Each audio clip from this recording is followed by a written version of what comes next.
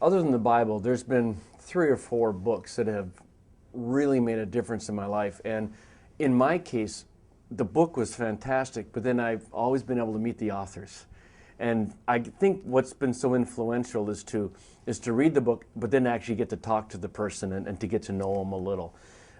Hands down, the most important book in my life is A Theology of the New Testament by George Ladd. I mean, I can't tell you how much of what I believe and how much change there was, not just in what I believe, but in how I lived as a Christian, came out of that book. And then to go to Fuller and have Ladd for 2 classes was just amazing experience. My son just the other day said, "Dad, I'm ready to read another major book. What's the most important book in your life?" And I said, "A Theology of the New Testament." No questions about it. So I'm forever indebted to Professor Ladd and very glad for that. There's been a couple other books that aren't quite so academic, but have been really important. Knowing God by J.I. Packer is way up at the top. Knowing God freed me emotionally. It's okay to love Him. It's okay to love God.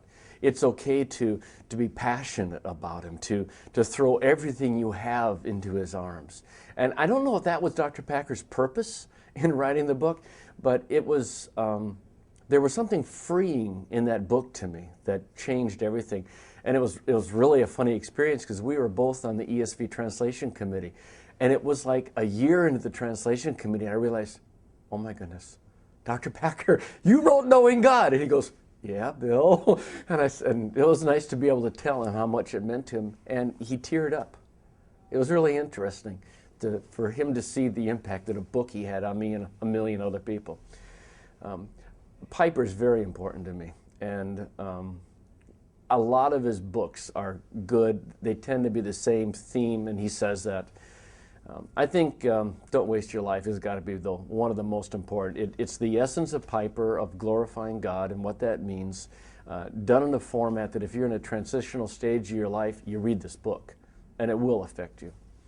Another interesting book was Surprised by, here I've even actually forgotten, Jack Deere's book, Surprised by the Power of the Spirit.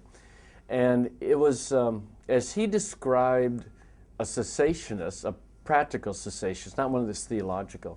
He was describing me, and I didn't like it. And as he was walking through his own transformation theologically, it was interesting to see myself. And again, I actually don't think I finished the book, but the first part of the book, again, freed me in a sense that God will not be controlled by anything other than His character, and our preconceptions and our religious traditions are not really that important to Him. And again, there was something, it's not that I was raised in servitude, but there was something that's freeing about these books that opened me up to the joy and to having a deep heart satisfaction in Jesus Christ. And I think that's why those books were so important to me.